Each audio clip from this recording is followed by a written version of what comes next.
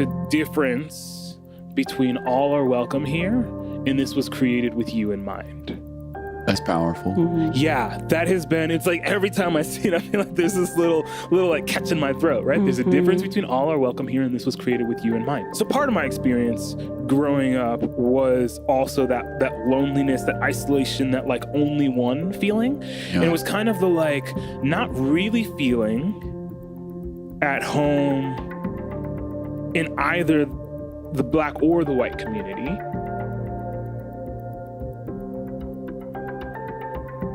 You're listening to the Ferment Podcast, conversations about worship and transformation. Today's guests are Shyla and Leon Powell. Leon is the worship pastor of the Vineyard Church in Syracuse, New York, where Shyla also leads worship.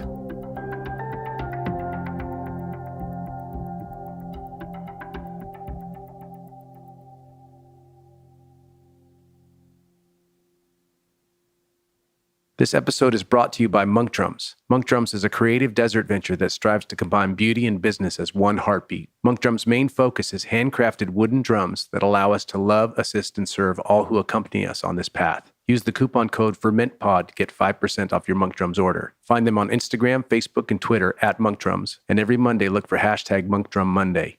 Speaking from personal experience, monk drums are wonderfully crafted and they sound amazing. They blend the best traits of both the djembe and the cajon, and I found them to be incredibly versatile in both the live and studio environment. Check them out at monkdrums.com. This episode is brought to you by our friends at worshipteam.com. Worshipteam.com comes preloaded with over 12,000 songs, with new songs being added all the time. Hillsong, Bethel, Vineyard, Six Steps, Jesus Culture, just to name a few. Service building with Worship Team is a snap, and all the songs are completely legal and licensed. You can also find them on social media, Facebook at worshipteam.com, Twitter at worshipteam, Instagram at worshipteam_WT. Visit them at worshipteam.com for a free trial today. Complete worship planning with thousands of songs, easy interface, mobile apps, and legal rights for your church. All you need in one place, worshipteam.com. Hey, what up, friends? I am in the Midwest. I'm in Ohio somewhere. Is this Dayton? This is Dayton. Yes, that's right. I am with Shyla and Leon Powell. We're at the national conference, and really excited to have this conversation, you guys. Yeah, we are too. Welcome to the podcast. Thank you. Thanks for having us. That's right. Hey, let's just do what we always do on the Ferment, which is let's have a conversation really about where you come from, how you grew up, what's transpired in your life. And maybe we just go one at a time. I mean, you guys are married. Yep. So that there's some overlap, but maybe we'll start pre-marriage. Yeah, that sounds great. Yeah. Ladies first. Okay. Shyla, how did you grow up? Where are you from? What happened in your life? Oh, yeah. Okay. So I was born in St. Louis, Missouri. Okay. But I only lived there till I was 5. And then we moved to Nashville, Tennessee. That's we as me and my mom and my sister. And lived there till I was 11. And then we moved down to Jacksonville, Florida, to help plant a church. My mom was asked to move down to be the music vocal director at this church, and was there from middle school all the way through, most of the way through college. Then I moved to New Haven, Connecticut. Now we're in Syracuse, New York. Anyways, You've moved a lot. I've moved a lot, and I'm not in a military family. Yeah. Well, let's just stop right here. Where along the way, what feels like home? If I ask you where's home, where's that? Right now, I feel like I have 2 homes. Yeah. So Jacksonville feels like a home in that that's where I did the most of my growing up. Formative years stuff. Mm-hmm. That's, when we moved down to Jacksonville, I was, a believer.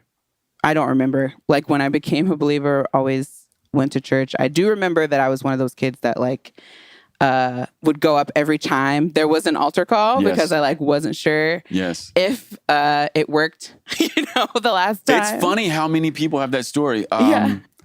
Okay, so we're all kind of swimming in some of those evangelical waters where like getting saved, I'm using air quotes here, getting saved is important. Mm-hmm. which is great because people do get saved, right? But one of the negatives is sometimes we so isolate that event. You wonder, am I saved? Right. I don't know. Yeah. So you went forward a few times. I did. And I do remember, I don't remember how old I was. I know I was elementary school sometime, but I do remember the last time going up and God just being like, this is the last time. You don't have to do this anymore. Yes, thank you. And I was like, okay. But when we moved down to Jacksonville, that was also when I really started growing in my faith. Yeah. There was a really great youth group at that church. And that sort of community was one of my first, like, really strong communities of faith. Now, you said a moment ago, if I got the story right, you guys moved to Jacksonville because your mom was a music director? Yes, my mom's a singer. Okay. Mm-hmm. Okay. Yeah. Did you say music director or did I just hear that? No, I said, vocal director. She led the band. She led the voices, basically. Okay, yeah. So got they had a worship pastor, but the worship pastor that they hired asked my mom to come down to work with the vocalist. Okay. Was this at an African American church? No. Okay. This was a multi-ethnic church. It's funny, it kind of started as a Bible study with some of the Jacksonville Jaguars. Yeah. So football guys. Yeah. Yeah. And so, but we were in Nashville when when that Bible study was happening and when the church plant started sort of happening. And we had been going to the church where the guy who was asked to come down and be the worship pastor was. And so just through that connection, he asked my mom, and our family to move down. Yeah, so this is where you get your singing from your mama. From my mom. Yeah, my mom and my sister, we all Okay. We all sing. Anybody else in your family sing? Lots of other people. Okay. Most other people. Pretty much when our family gets together, we just sing and laugh and eat. Ridiculous. It's ridiculous. How talented her family is. Yeah. They have they're like videos of like the Lee family choir and they have this rendition of Total Praise. That it's the skill in singing in her family is incredible. Yeah. Three-part harmony just all the time, spontaneously. I didn't realize that everyone didn't, like, it took me a while, to realize that not everyone grew up in families where everyone just sings all the time and in three-part harmony. And I'm like, why can't you hear this part? Yeah, that third part, that's the one that'll get you. Yeah. That's so good. It's funny when you say that because I think a lot of us have that experience in probably very different ways, but you grow up a certain way and you just assume, oh, that's how everybody grows up. And then maybe you go spend the night with a friend or something and you realize either their family's weird or my family's weird, right? Yeah. That's good. That's so good. Yeah. So yeah, music, I think, I've been singing for as long as I can remember with my mom and you're my a powerhouse sister. too. You're a fierce singer. And I mean that in the best way possible. I've noticed that when you and Leon, or maybe like I've seen you sing with Tina, it's so good. You're just such a strong presence. I freaking love it. Wow. I freaking love it. It must come from your family. Yeah, I just love singing. I just love singing. I love worship. And I just love it. Amen. Amen. So talking about homes. Yeah. What feels like home. Jacksonville definitely feels like a home in that, that was where I first really started growing in my faith, really started getting connected. That's where I met Tina, actually, for the first time, was in youth group. So you guys are like childhood friends. Yeah. We've been leading worship together since we were like 14, 15. That is amazing. It's so cool. That is amazing. It's like a real blessing. So you guys really have lived your life together. Yes. Yeah. We just celebrated 20 years of friendship this year. Woo! Shout out to Tina. That's great. You know what? I have some friends at home, and we've been doing the same thing in terms of we realized that we had been friends for 20 years. Mm-hmm. Yeah. That's the thing. Yeah, it's interesting you mentioned that. It's like, our friendship birthday or whatever, our friendship anniversary. Those things should be celebrated, I feel like. In friendship, I think, just a side note, like, I just feel like, with marriage, obviously you have the wedding and then you have the anniversaries and all of that. But with friendship, I feel like with these kind of friendships in particular, those really just life friends that you make, that the one or two, that you might get over the course of a lifetime, I feel like those things should be celebrated. Absolutely. Okay, so you said 2 homes. Yes. Jacksonville and where? Jacksonville, and then God called me to New Haven through some funny things, and so New Haven feels like my second. Because you guys home. were there for more than a minute, right? Yes. How many years were y'all there? I was there 8 years. And I was there 15. Okay, but school. Did you Not do for school for you me. You didn't go. Why did you go? So I went. I'm opening the story, right? That's it, right? So the story is it's 2010, and Tina's actually part of this too. So Tina and I were talking. She was in New Haven because she had graduated the year prior and kind of taken a gap year. And we were both I was in Jacksonville, and we were both kind of in this place of, like, I don't know what I want to do with my life, and just sort of the existential kind of crisis that, graduation or getting close to graduation brings. And I was also, I think, in a really difficult place, just emotionally and spiritually. Like the church community that I had mentioned before was just not feeling like the same. My relationship with God wasn't feeling the same. Looking back now, I think I was struggling with depression at this time. And so Tina and I are talking and sharing, and she's just like, well, you should come live with me in New Haven. And because that'll solve everything. Right. And so I definitely, when Tina said it, I was like, that's crazy. I still had a year left of college. I was like, that doesn't make any sense. Why would I do that? I didn't even think about it that much. I was just like, yeah, whatever. But then sometime soon after that, my mom, was like, so, you're getting close to being done with school. And she's like, are you thinking about, what's going to come next? I think there was probably also maybe a little bit of like, because you can't stay here forever. Yeah. Your mom was like, out of the nest. Yeah. And so as a joke, I was just like, well, Tina said I could move to New Haven, Connecticut with her. And my mom, like totally serious, was just like, I don't think that's a bad idea. Yeah. And I was like, Mom, I'm joking. Yeah. And so, but when she said that, I found myself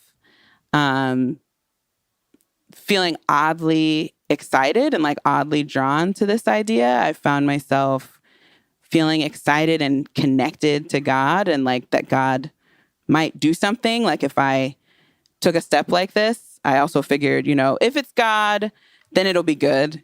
If it's not God, then, I'll just try it out for a year, and there's like no loss. I have nothing, Yeah, you're young. Yeah, there's nothing tying me down, or it would be easy to just move back and finish school, and that would be that. So I started thinking and praying more seriously about it, and decided to just start it out as just a 1 year. I'll just try it out for a year and see what happens. And long story short, it turned into 8 years and a marriage and buying a home and, learning. Major transitions. Yeah, you became an adult. Mm-hmm. Yeah. So that kind of anchors some of that home feeling. Yes. And yes.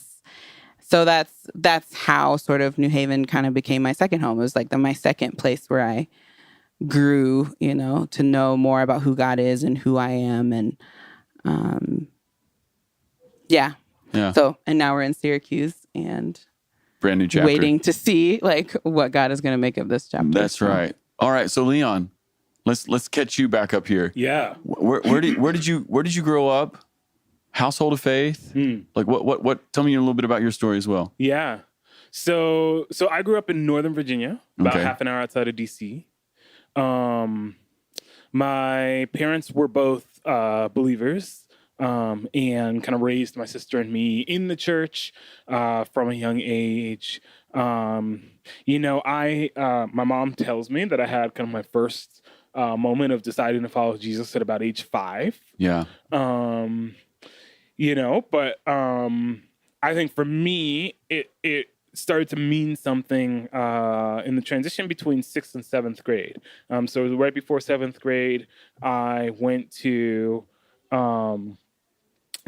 a summer camp that my church had. Yeah. And that kind of, it felt like I kind of like powerfully encountered God and God's spirit, and just kind of like recommitted my life. Like that's the moment that I realized of kind of like, Yeah, you I'm were gonna taking follow ownership. God. Taking ownership. I think that happens to a lot of kids who go to camp. Yeah. A little bit of distance from parents. Yep. You take ownership of your faith. Yep.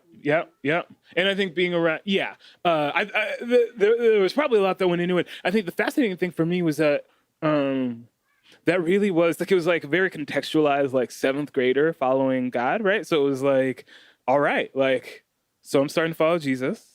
And, you know, I'm like trying to figure out like, all right, so like I need to start like walking out some of these things in the Bible. So what's the first thing I need to do? Well, the first thing I need to try to do is stop picking on my little sister. Oh, this was, and her friends. Yeah. This was very real for you. Present. That's so sweet. Yeah. You know, so it was like, you know, and there was kind of a progression, but I definitely remember by 9th grade being really convicted. And I remember this one summer after another summer camp, right? So like basically every summer I went back to that same kind of like summer camp with the youth group. And I remember, I don't think it was after that first kind of 7th grade summer, but maybe after 8th grade or right before 8th grade or right before 9th grade. You know, I remember being like, oh, I can't be mean to my sister's friends anymore. Like, and I remember them, you know, coming and like basically trying to start the like bickering exchange. And I just like didn't respond in kind, you know? Yeah. And I think they were like, you know, like, I mean, like, what's happening? Like, are you, you know, and then like, you know, Leon is loving his like, enemies. You know, He's a Christian in the very contextualized 9th grade, right? And we're all Christian, you know. I mean, like, yes, of course. Anyway, so it was the very contextualized, like, what does it look like to follow Jesus as a 7th grader, as a 9th grader, sort of deal, you know. But yeah, grew up in church, grew up in Northern Virginia. I started playing piano in 4th grade. My grandfather offered us piano lessons. So I started playing piano in 4th grade and then doing band in 5th grade, started playing clarinet. Actually like the clarinet that my mom learned on, I learned on. And then, you know, switched to bass clarinet a year later. So are you a musical family as well? Ish? Kind of. It's nothing like Shyla's experience. So my mom, you know, sings and has sung in choirs, and you know, just like church choir and stuff. And plays piano. To this day, she still sight reads better than I do. Like I never sight read better than my mom did, which kind of made me mad. Yeah. But so you know, there was like enough. You know, there was a piano in the house. Like there was it wasn't the like there's always music, you know, but it was like there's an encouragement to music and a, you know, line. My sister picked up violin and then played percussion in bands. So we've all kind of like done music. Yeah. I was the one who like eventually sold out for music, you know? So I kind of like did the piano lessons thing, did the band thing, was chugging along for 5 years. 9th grade comes, I'm in high school. In order to be in the top band, they wanted you to be in the marching band. Yeah. And I was like, I'm not marching in Virginia summers. A. And B, I'm not giving up any part of my summer, you know? Like, I mean, like we lived close enough to the school that I could hear the marching band start practicing a few weeks before school started. I was like, sucker. Yeah, you know? not doing that. Yeah. Like no one is impinging on my freedom, right? Like, boom. So I stopped. I quit band because I was like, yeah, I'll want to be in one of these higher bands and I'm not going to march. So, you know, and a few months later, I felt this, you know, I don't think I would have had this language at the time, but I felt this like hole and, you know, like I was missing something. And I went over to a friend's place to play Super Smash Brothers. Yeah. And he and his friend were over there. His friend was playing electric guitar. He was playing bass. And I was captivated. I was like, that is the coolest thing I've seen. So a few months later, I bought that bass. I bought the bass he was playing. Yes. Do you still have that bass? I do not still have that bass. Okay. I had that bass for a year. Yeah. I bought a new one in 10th grade that I do still have. And I only actually bought one to replace that one like 2 months ago. That's right. Yeah. So I was playing my sophomore, my 15-year-old bass until That's right. you know, like 2 months ago. I love that. I love stories of especially guys who are like doing the basement jam sessions. Yeah. That's so good. So did you ever play at church? I did. So that was like, so weirdly, the only thing I ever wanted to do was play at church. What kind of Like- church was it? Like charismatic? No. What was it? No, it was you know, kind of conservative, evangelical, predominantly white. I'm black, folks. Predominantly white, you know, church in Northern Virginia. You know, so like just you know, I started cutting my teeth on like what was that, Michael? Like a rose trampled on the ground. Above all. Slightly theologically questionable, but like I started cutting my teeth on like you know, above all, and open the eyes of my heart, and you know, Oh like, yeah, man. They open the eyes of my heart. I think we all cut our teeth on that jam. Trading my sorrows, the bass part on trading, you know, the do, you know, like I mean, like that was, you know, so like I started playing. But you played bass though. I played bass. That was what you played at church. That's what I played at church. So I picked up guitar 6 months after I played bass. Yeah. What feels most like you? Both. Okay. Yeah. So it's like this, like, which, yeah, it's just not a cheat answer. Like I've like thought a lot about this, and they you know, when people ask me like, what's your main instrument? I'm like, it's electric guitar and bass. So I picked up bass a little before I picked up guitar. So I'm like one of the few guitarists who's also a bassist who I know who like I do identify as a bassist as well as a guitarist, like not as like a guitarist who plays the bass, you know? Yeah. So started off on bass. So I started playing in youth group, and then I picked up guitar and joined another youth group. So I was two youth groups, everyone. That's right. You are a super one Christian. One is not enough. Leon is a super Christian. Man, give that man a cape. Leon doesn't, I'm sure you've already discovered this just in hearing him talk, but he doesn't do anything just a little bit or That's all the way. halfway. If he does something. You're an enthusiast. I am. And I kind of obsess. Yeah, some of this I think is also masculine energy. Mm-hmm. I find that most men, and this is a generalization that people listening to this podcast will email me about and tell me I'm wrong, and that's fine. But I find that most men, like when we find our thing, we go all the way in. It's like we like hobbies, you know, or whatever, all the way in. Well, what I do know, you know, so you know, so for those of you familiar with the Enneagram, I am an Enneagram 8. Yes, you got a strong 7 wing though. That's what I'm hearing. I do. Strong 7 wing. I think the 9 wing. So my wife Shyla is a 9, and so I think that's been developing, you know, more. Shyla, you're a 9? Yes. Okay, time out. You're a 9? Yes. Okay, clearly we don't know each other. I never would have pegged you as a 9. Really? No. That's amazing. You see, I don't experience you as sleepy at all. Wow. Oh, that's so good. Or even, I just don't. That's wonderful. That's great. That's like evidence of like God's grace in my life, I think. Like if you had met me, you know, 5 years ago, 10 years ago, it would have been much more apparent. Okay, that's amazing. All right, very cool. Very cool. Okay, time back in, Leon. Your turn again. Yeah. Okay. Super involved. You know, in church, one thing that really stood out to me, that stands out to me looking back, right, was all my musician friends, like even the guys who played at youth group. It was kind of the like I love Dave Matthews Band, and I love like all these other things. Oh and, yeah, like, the 90s. The 90s are alive. You know.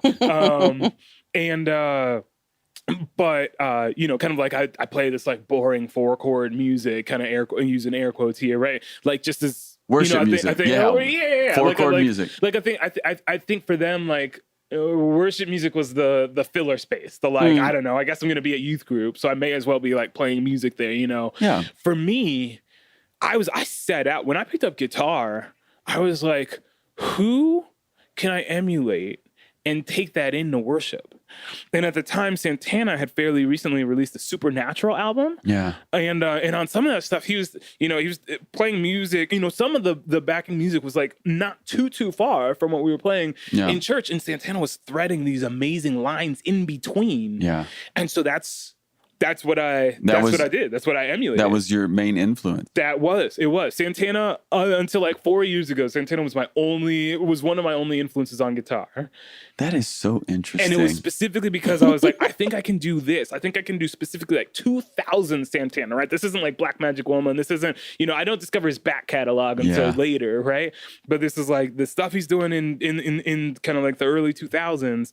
I'm like, yeah, I think I can do that in worship. Yeah, I don't know. That's great. I only ever wanted to play in church. And so what's cool for me is that you're both musical, and my experience of you has been like together in the worship context. Mm-hmm. Yes. Can we just talk about that for a few minutes? We would love to talk what is it like? What is it like leading worship, leading ministry, on the music side of the ball in church as a married couple? Yeah. Yeah. What is that about? Yeah. I mean, it's number one, I just feel like a huge answer to like prayers. At least for me, it's like, growing up, girl, thinking about getting married. And you think about like, what kind of person?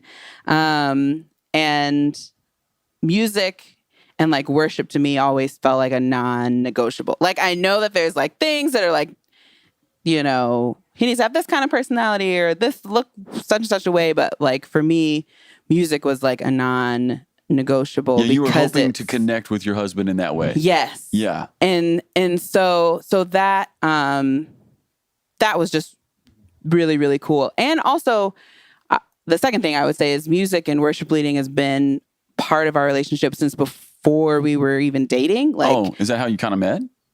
Yeah. Or kind of got together? Like, we ran in a lot of the same circles. Yeah. So we both, I worked full time and she volunteered for InterVarsity Christian Fellowship. So we were in college campus ministry together. We went to church together. Tina at the time was songwriting and kind of doing like mini tours, and we were doing music. I can't remember if we've given this context. This is Tina Williams, everybody, that we're referring to, worship pastor at the Elm City Vineyard Church. That's great. So Tina was kind of like touring and doing some music stuff, and we did. Were you guys playing in her band? With her. Yeah. Okay. Yeah. There was like nothing for like a couple of years. So we were literally really just friends. Yeah. But we were like, we led worship during some of this time. Yeah. We led worship together at least one like InterVarsity conference, I think, before we even started dating. And then one day you look across the stage and you're like, this person seems very available. I like them. Is that what happened? Intriguing. Was it that direct? Intriguing. Like I was just like, Shyla,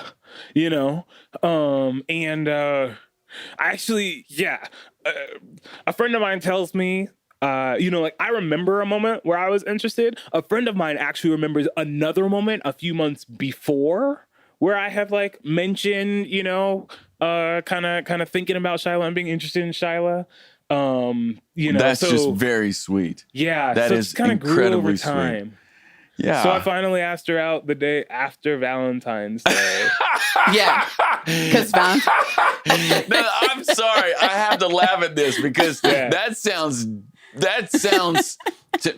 that hits my ears a certain way, Leon. I'm not gonna lie. The day after, okay. You didn't want to buy that present just in case, right? Is that it? So really, what it was so first off, actually on Valentine's Day we had a meeting. InterVarsity staff meeting. Okay. Yep. So we ended up driving, I think about like an hour, hour away, hour back, and so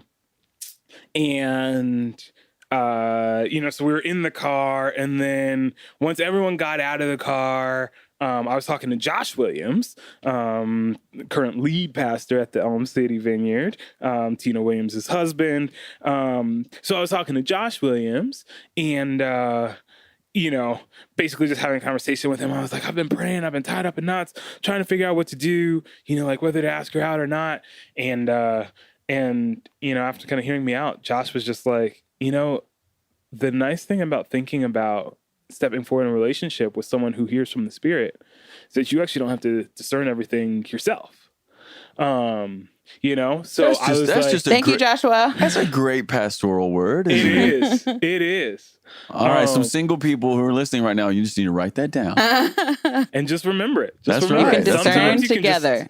discern together, take some steps forward, and see where God meets you on the way. Amen. But in the back of my mind is this thing that I've heard someone say, which is, so there are these two things that are in the back of my mind. One is something that someone has said that I remember where they're like, basically like, don't make major relationship moves on Valentine's Day, because then if it doesn't work out, that's right. Valentine's Day will always be like the anniversary of like the thing that didn't work out. Okay.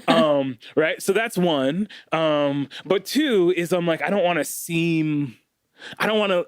this to just be like caught up in the furor, Yeah. Like I'm still kind of like early 20s at this point, Yeah, and so of there's course. been this like years long like Valentine's Day, like there's like a fervor on Valentine's There Day, is.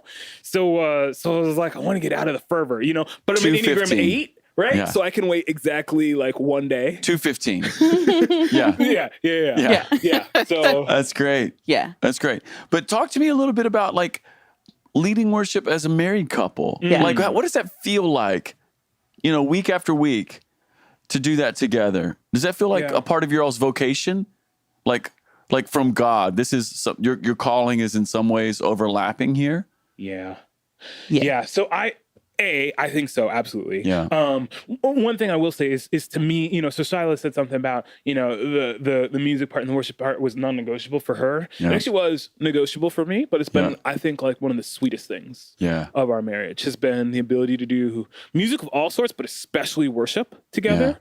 I think there's this closeness that happens, that I feel when we lead worship together. I think there's actually something that it like brings for the team, the connection, the intimacy, I think there's just this like multi-layer, multi-dimensional like thing that happens sometimes when we're leading, that can feel like really sweet, that can help put the team at ease, even if they don't know us super well when we're working together, so I would imagine it also just feels good. You guys lead at Vineyard regional stuff, playing at national stuff. A lot of times you don't know all those people. And I would imagine it would be really nice to look across the stage and go, okay, there's somebody here. Yeah. I know what they're going to do. I know what they bring, and I have confidence in that. Yeah. And I think also the one thing that came to mind just in response to your question is that like our relationship has always felt like it had this very like complementary nature. And in worship, I feel like that's one of the like clearest sort of expressions that we've seen that we both love worship. We come at worship or toward worship, I think, from different perspectives. But when we come together, there's this like new beautiful thing that wouldn't have happened if I was just leading or if he was just leading. And there's also, this sense that like, I tend to like lead vocally. He tends to like lead the band. And he knows, sometimes I don't have to like even give a cue. He knows like where I want to go because we both want to go because like, we're like being led by the Spirit and we're so used at this point to like being led by the Spirit together in like musical worship.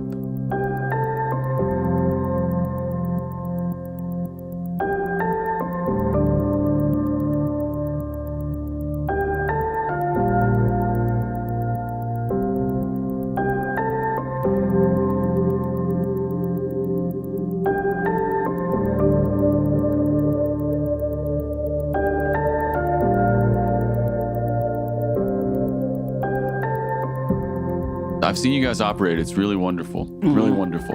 Hey, maybe we take a little turn here and talk about some of your ministry, but then also how it relates to some of your past. Because, Leon, you said that you grew up in sort of a, evangelical church, mostly white. Yeah. You're African-American guy. Shyla, your church, at least in Jacksonville, I think you said was multicultural?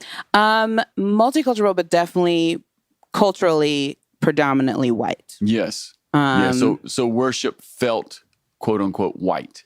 Is that what I'm hearing? Well, I don't think I would have said that at the time. But maybe looking back now. Yes. Okay, yeah. So could we just talk maybe about some of this? Because, Yes. okay, you're in the Vineyard. The Spirit is doing something in our movement right now Yes. that has to do with diversity. Yes.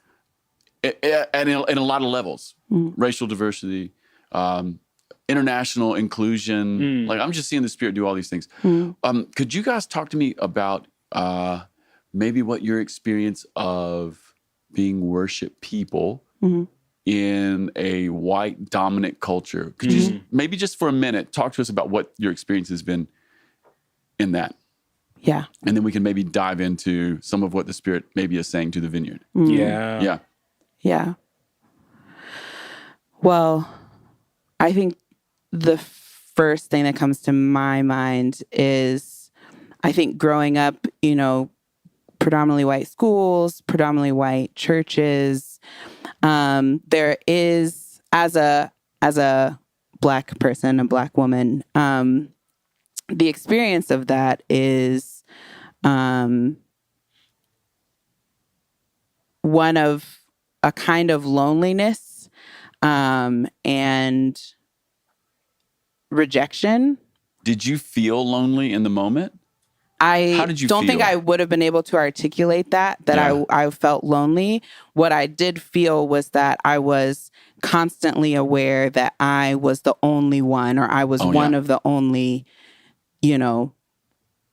Black people in the room. Constantly aware of that, and constantly this feeling of like, no matter how well I speak, no matter how much I'm experiencing God, how much I'm growing, there's always this sense of not really belonging or not really fitting in. And different things that people say over time that they register more as like 1,000 paper cuts, over time than they do as wasn't one like mortal a wound. No. It wasn't one giant jab. It's little tiny ones. Yeah. What kind of things, if you don't mind to share? Because there may be people listening to this who are saying those things or have said those things. Yeah.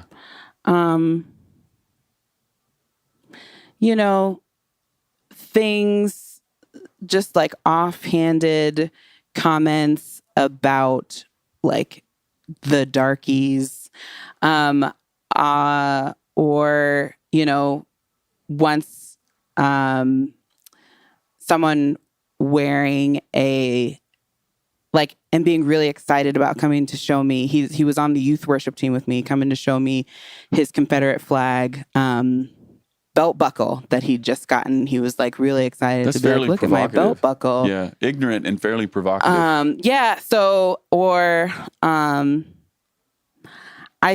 I think for me it was just a general feeling of being unseen and feeling like I had to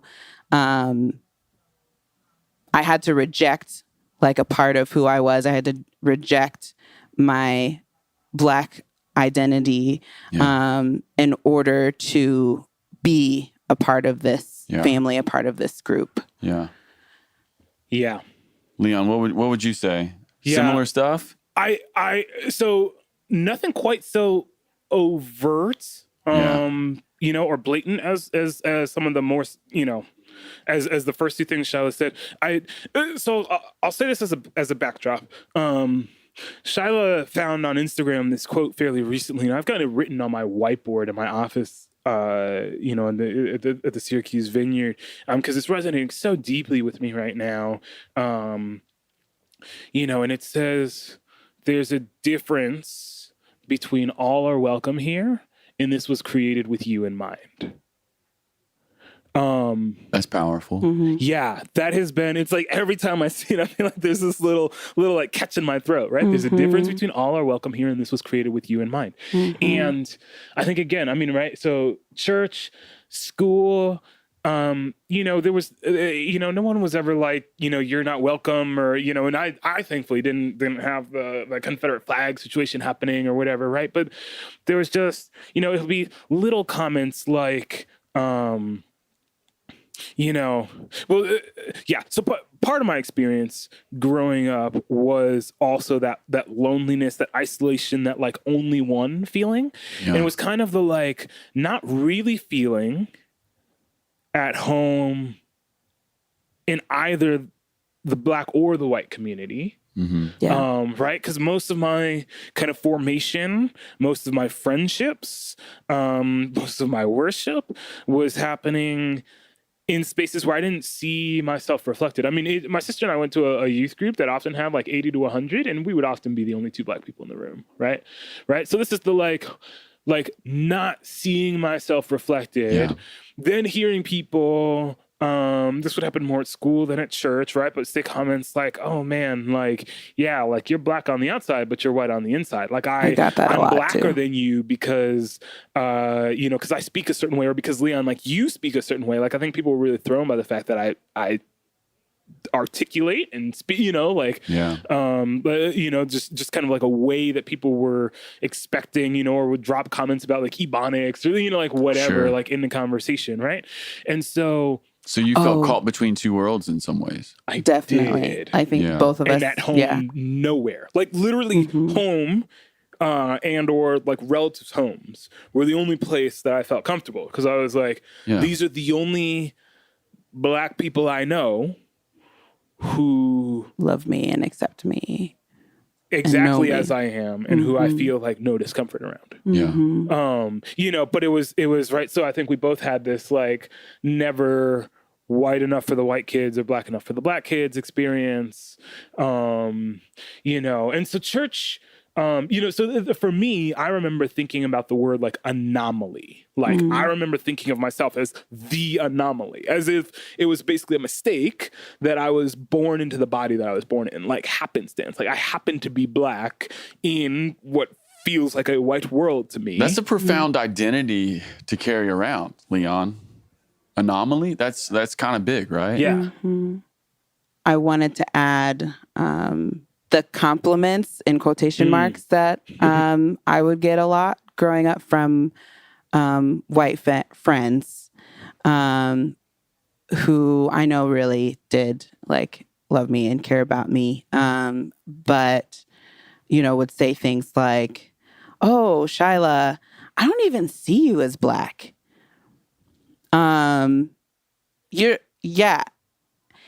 And in the moment, like honestly, and like with sadness, like I confess that I think I took that as a compliment at the time. That was like how far removed I was from really owning and believing that God didn't just put me, like Leon said, in this body, in this skin on accident, or that my skin color is not something to be ashamed of. It's not something to be rejected. I hear that quote unquote compliment. And I feel that. I mean, I feel that it's like, it's such an ignorant thing to say. And I can feel how, gosh, you would just feel like, oh my word, where do I belong? Like that thing you were talking about earlier, caught between two worlds. It's like, wait a minute, I'm clearly Black, right? Yeah, and I shouldn't have to apologize for my Blackness. And that isn't something that I reject in order to be a part of your community. Wow, we have missed something here, right? Wow. When did you guys maybe, or have you started to find a place that feels like home, like where you are in your ethnicity, in the gifts that God has given you, in the way that you are welcomed by other people? Has there Has that happened? Is it happening? I'd be interested. Yeah, that's a great question. So I think for me, and I'm trying to find the way to like not make this a 30-minute response. I think a big part of my story has been kind of basically a kind of like new moment in like understanding and exploring and receiving healing in my identity and racial identity that was college for me. Where did you go to college? So I did my undergrad at Yale. Okay. You're no dummy. No dummy. So the perplexing thing to me though is there was it's just fascinating to me because I think the narrative that I have of Yale was the like, oh, this is clearly like not the place you go to find your Black identity or to like grow deeper in Christ, but that's what Yale was for me. Hey, Yale was this the place. is God. Yes. Leon, this is the work of God in your life, right? Right. Yeah, because when I hear Yale, I just think preppy white people. Right. And I've never even been there. I don't know. So did I. Yeah. Okay. So I almost didn't even visit Yale. I later learned that my mom had actually had a dream about me going to Yale, but she didn't want to. This is like who my mom is, right? Like she had a dream. She was pretty sure it was from the Lord. She also didn't want to sway my decision. And so she was just like, yeah, you've got to apply to at least 2 schools you don't think you'll get into. And I was set on a Virginia, state school, College of William and Mary. But, long story short, visited, fell in love, went to Yale. I found at Yale first a group of Black people many of whom had a similar experience. Yeah. Many of whom had the like, I felt like I was the only one. Right? And then suddenly there we are, like 100 deep, freshman class, pre-orientation program. Interestingly, that's where I met Josh Williams. Is it? Amazing.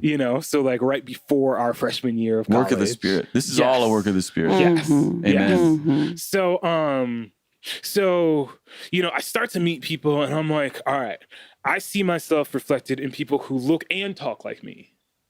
Right. And who accept me for who I am and are like being accepted perhaps for who they are, maybe for the first time. Right. And so there was this like, I think this like embrace where we were able to find a kind of like, oh, okay, these people share something with me. Right. But I also went to a predominantly Black student church at Yale. And so that for me was the first time I worshiped with other young Black people. Yes. I was like, I haven't seen people who look like me raise their hands in worship. I haven't seen people who look like me following hard after God, selling out, trying to figure out what that looks like in their context. And it happened at Yale. And it happened at Yale. This is an amazing story. And it happened at Yale. And so that for me was the beginning of a journey of healing where I was able, I think, right? It was partially some of what was happening at the student-run church. It was partially like InterVarsity, and InterVarsity, I think at the time was kind of, and probably actually definitely still now, was really leaning into asking what it looks like to be a predominantly white movement that's called to diversity, and so there was kind of a lot of teaching on multi-ethnicity at the time and diversity, and I really felt empowered and equipped and encouraged to kind of like lean into who I was, and left college like knowing I wasn't put in this body by accident. Race is something that actually, like ethnicity, like we see it from the beginning of the church in Acts 2 all the way until the Revelation 7 kind of multi-ethnic throng in front of the kingdom of God, Dude, in front of the throne of God. Yeah, and Acts 13, the church in Antioch, it's a diverse congregation that sends Paul and Barnabas out. It's just such an amazing story there. Like, so even that apostolic move of the Spirit, commissioned by the church. Well, the church that did that commissioning was diverse congregation. Yeah. Amen. Yeah. Amen. So this happened for you at Yale. It did. Shyla, has this happened? Is it happening, or when, where? Can we talk to you about that? Yeah. As I was reflecting back, I think for me, the Trayvon Martin case I heard about the case. I knew it was getting like national attention. But to me, it seemed like so obvious, like, oh, okay, like this guy definitely like killed a young unarmed Black boy. So he's gonna go to jail. Like, or, you know, whatever happens to people that shoot people. And his defense, it was so like thin. It was terrible. Yeah. Yeah. Yeah. And so we were together when we heard he was found not guilty. And that was, for me, the moment of like, but he killed someone. Who was unarmed. And a boy. And so that for me was a sort of eye-opening experience of, I guess, realizing that this kind of hatred that I like kind of barely learned about in school and, you know, kind of barely reckoned with even the experiences of it that I'd had in my own life. It just sort of brought all of that out. And I think similarly through the work that InterVarsity was doing,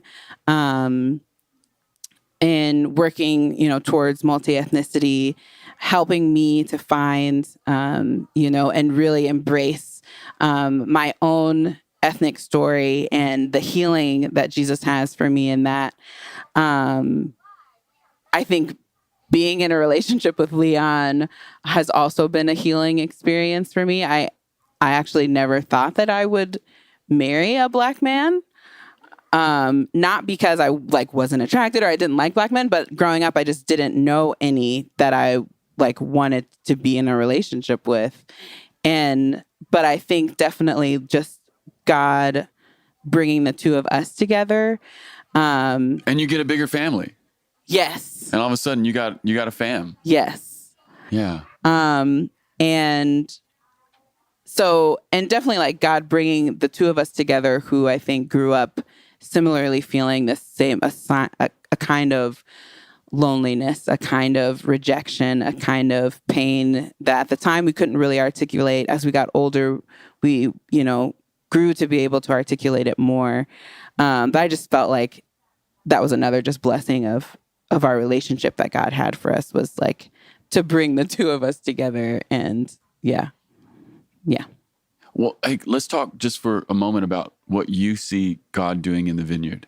Because what I see God doing in the vineyard is kind of what I said a minute ago. There's clearly some, at least in my experience, some sort of a move of the Spirit towards diversity. And not just, hopefully we're moving from the thing that's on your whiteboard, right? Right. Hopefully we're moving from you're welcome here to you, this was made for you, right? I think we're maybe taking tiny baby steps, but I would love to hear, what do you see in the vineyard as it relates to inclusion, diversity, and just maybe a bigger welcome? And feel free to be like, this is where we're getting in, this is where we're not. I mean, like we can talk about what we see God doing, you know? Is it all right if by preface I say just one more thing on the home question? Yeah, man. We've both had, I think Shyla and I have both had this experience of first healing and then finding like home, like people or groups that feel like home. I think for me and I think for us that there's definitely this experience of like sliding into and navigating different experiences of home. Because I think for me at this point, there are different things that feel half like home to me, if that makes sense, right? Like, because of my church background and upbringing, like, breathe, this is the air I breathe, in many ways feels as home as like a gospel set, right? Yeah. And so there's this like threading between different things that are home, but then have like this element now of like, but it's not home, right? And so I think that I mentioned that complicated like experience of home because I think I feel that a lot here in the vineyard. Yes. Right? There is a familiarity to like everything the vineyard has done, because the vineyard like deeply impacted like my first kind of like experience of church and growing up in church. Right. What I think I see in the vineyard are indeed these early steps on a long journey of inclusion, right? So I think there's kind of a walk you have to do, right? That starts with the all are welcome, and then starts asking questions with what does it look like to design things, with different people in mind, and then kind of goes to the wait, actually, who actually needs to be at and around the table, planning these things, and how do we, right? So I see. I should also give the disclaimer that this is actually our first Vineyard National Conference. Woo! Yeah. So it's crazy, right? Because we've been involved in the Vineyard for, I guess, 8 years for her, 10 years for me, right? But a lot of that was serving in the local church, and then more recently, a couple years ago, we started going to worship leaders retreats and different things, right? And so, I see in the Vineyard Soul albums, right? There's two of those. There are two of them. Yeah.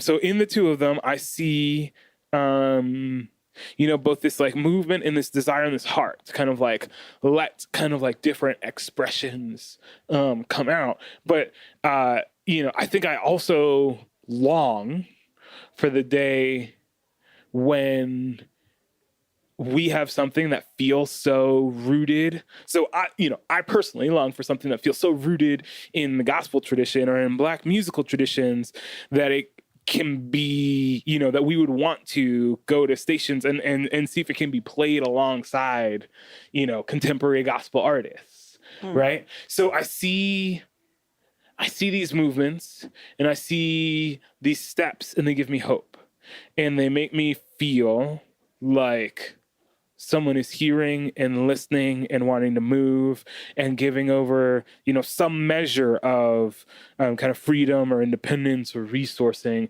I just want to see that grow. Yeah.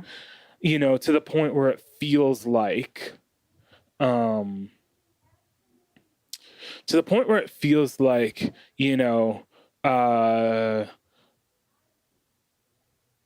a side tradition. Yeah. If that makes sense. Yeah. Integrated, deeply integrated, a part of who we are. Yeah. Equally at home on, kind of set lists, kind of, where I don't know how to explain it well. I think what I'm saying is I see movement, and I see steps towards a distant goal. And I hope that distant goal is one where where Vineyard Soul doesn't necessarily feel like a fringe thing that the rare person can do, it has to be Tina or Joshua Miller on the stage, sort of deal, but where it feels more just kind of integrated throughout. Well, and here's what I hear in that, especially with the Vineyard Soul projects. What I hear is those are sort of the pioneering steps, and Tina and Josh in particular are some of our main pioneers in that, but they're actually giving permission for these other people, right? Who maybe didn't know that there were people in the Vineyard who did that, or maybe didn't even know they wanted to do that. Yeah. But then it's okay, this is a path I can come along in. That's kind of what I hear. That's what I heard in those records, and I think that's what's going to come out in those records. Even thinking about some of the worship that we saw this week, and we'll see tonight, even and then. On Tuesday morning, this young Hispanic girl, Ivania, she was breaking it out. Great. She was great. She was so great. So I just see this, there are these pioneers who are maybe clearing paths for us. And then I see there's this other generation who's right behind them, and they're coming up into this, right? Yes. And it's permission giving. Yeah. Yes. Yeah. Shyla, what do you see? Yeah, I think I agree with the real genuine heart to see God do a real work of racial reconciliation, racial healing in the Vineyard and through the Vineyard, in the church at large, and in our country in particular. I think where relating it back to like our stories, where I think we both grew up in churches, I would say, yes, of course, like we want everyone to come. I do see God just really actually helping the Vineyard to like take the actual steps that are necessary and to suffer the actual costs that are necessary. That was one of the words that just came up while I was thinking, was just, I think the Vineyard is ready to count and to suffer the cost of what it means to move into a more multi-ethnic expression, which requires obviously thinking about privilege, thinking about power, for people, who have grown up, in the minority or in oppressed groups, taking on a kind of leadership and a kind of freedom that might feel really scary because it's new, or it's something that they haven't experienced before.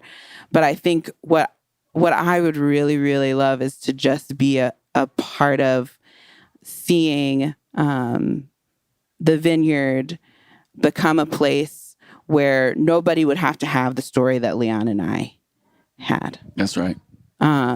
Where whoever comes feels seen and welcomed and loved and empowered to bring the unique reflection of God that they have to bring to the table. And that's, for my white brothers and sisters listening, that's for you too. That's what I believe is possible in the Vineyard because of where we're starting, because of our actual trust and insistence on just doing what we see the Father doing. And really trusting that this is what the Father is doing. And for me, I just think, number one, the Vineyard is a Holy Spirit movement. Mm-hmm. Like we are Holy Spirit people. I mean, we're Trinitarian, clearly we are, but we have found our formation so deeply in our reliance on the Holy Spirit, our experience of the Holy Spirit. And it's like Leon was saying, the book of Acts is just this move, and every time you see the Spirit moving, you see, along with power, speaking in tongues, prophecy, you see diversity. So for me, this just feels like, of course this would happen. Like if we're really a Spirit movement, this has to happen. Yes. Like we can't not have this and say we're a Spirit movement. Right. This has to be a part of it. So I think the trajectory, I think we're headed toward that, into it. And this is really, I think it's the work of the Spirit. I was telling Gino the other day, this is one of the places where I feel like Vineyard worship is in some ways leading. No, clearly there's some other people who are further than us, but when I'm thinking of some of maybe what we just might consider, air quotes here again, modern worship, Vineyard worship is kind of leading in some of this modern worship context in terms of making space and seeing the Spirit bring in diverse people. And that I'm so excited because I know whatever else we're doing, we're hearing the Father and we're responding to the Spirit, and we just got to keep going, you know, whatever that is. Yeah. I will say, I do hope, what am I saying? So part of it, so we're at the national conference, to everyone who's listening. And so a few nights ago, Jay Pathick was talking about, kind of encouraging us to be open to receiving from what the Spirit is doing in other movements. And so we have the Vineyard Soul albums, which I think were great first steps. I will say they feel to me, it feels like there's this process, of moving, right? If on one hand is modern worship, right? And in quotes is a Vineyard expression. If on the other hand, right, it's kind of like looking in the distance and saying like, at some point in the future, do we imagine like gospel vineyard artists, where there's this step, I think, that's like taking on and kind of like integrating, gospel, but also, other soulful expressions, right? Like, some songs in Spanish and, I do think that there's room, at least at the moment, to perhaps look at like, like incorporating perhaps songs, like even just on the, I know at like conferences and stuff, we've got these, we want to make sure to find songs that are like familiar to everyone, but I think like, even if there are like, kind of like a short list of songs that we imagine kind of like putting on the conference list so that folks are going to listen and like learn from kind of like other traditions, other musical traditions. I think even that would kind of like propel the way that Vineyard worship is leading us kind of like even further down the road. Amen. Yeah. Amen.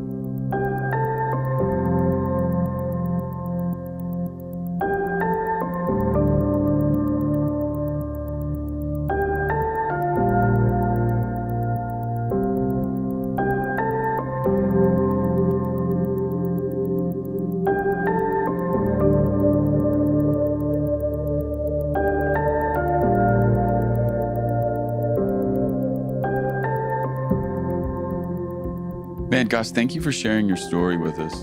Yeah. Yeah, just thanks for sharing your perspective and everything. I just consider you guys to be some of our pioneers, in helping us respond to the Spirit of God. Yeah, okay, here's what I want to do, though. We got to end the podcast the way we always end the podcast, which is we got to talk about moments of joy. Ooh. Okay? Okay. I just want to know, and I think everybody who's listening wants to know, can you just tell me a time you experienced great joy? It doesn't have to be the most joy you ever experienced. It could just be top of mind awareness. Like, maybe even recent. Like, when was the time you just experienced kind of overwhelming joy? I experienced great joy. Please don't take mine. How about which you one go are you first? You can go ahead. That was Go ahead. very diplomatic, Leon. That was very diplomatic. You can go. Hopefully this isn't Shyla's. That's it. I experienced great joy. There was a show. Okay, you're not going to take mine. That Tina and another kind of acquaintance of mine from college put on together, and Shyla and I were both in it. And I was a little bit all over the place. I definitely played acoustic and electric guitar. I might have played bass in that show at some, but it was a little bit like all over the place. I was learning like the hardest music I had played to date, maybe the hardest music I've played to date. Just in terms of its like intricacy on the guitar specifically.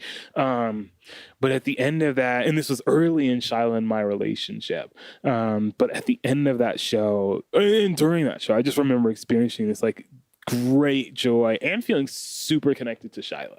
And why do you think you experienced the great joy then? I love making music. I love making music with Shyla, and and Tina's music is powerful, right? Like, so I think there was this musical, spiritual, relational swirl, as well as the, pride of having put a lot of work in the, and seeing Shyla just like kill, because she's so good. She's so good. And so like kill is probably a very, very strong word. I like that word, the though. beauty of her singing. Yeah, it's one of my favorite words right but now. I'm an though. Enneagram 8, That's right. so We like those words. I'm gonna own it. That's right. That's great. So that brought me great joy. Playing in that show continues to like stand out as a like as one of the top like both musical experiences, but also just like connectedness experiences. It's beautiful. All right, Shyla. What's your moment of joy? Yes, he did not take mine. Mine, the first one that came to mind was just this past weekend, actually, just before we came here for the conference. We were on vacation in Toronto with our friends, Josh and Tina. And The whole weekend, I think I said the word delight just in those like few days, like more than I have in probably like years previously, where it's like, I just like, things were just delighting me. The food was delightful. The views were delightful. The, company was delightful. Just celebrating all the things that we were celebrating was just delightful. Amen. And just delightful. And so... Isn't it funny how much joy comes from just having something decent to eat with people you love? Yeah. Yeah. I feel that. It was great. Thanks, Toronto. Thanks, Toronto. Listen, y'all, Toronto's a great city. Yeah. Like Americans, we never think about it. It's a great city. Yeah. Yeah. To our Canadian brothers and sisters to the north, we salute you. Yes. All right, guys. Hey, thank you for sharing. Thanks for you so having much. us. Great. This was so great. So great. Listen, everybody, if you want to know more about maybe what God is doing in Vineyard Worship, especially on the soul side of things, these are 2 trusted guides, and you should reach out. All right, everyone. High fives and hugs. Talk to you later. Bye.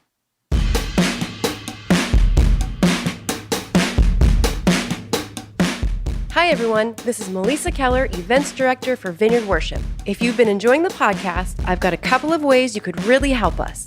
First of all, review the podcast on iTunes or the podcast platform of your choice. This helps more people find us. Also, connect with us on social media, Instagram at the Ferment Podcast and Twitter at FermentCast. Thanks for listening. See you next time.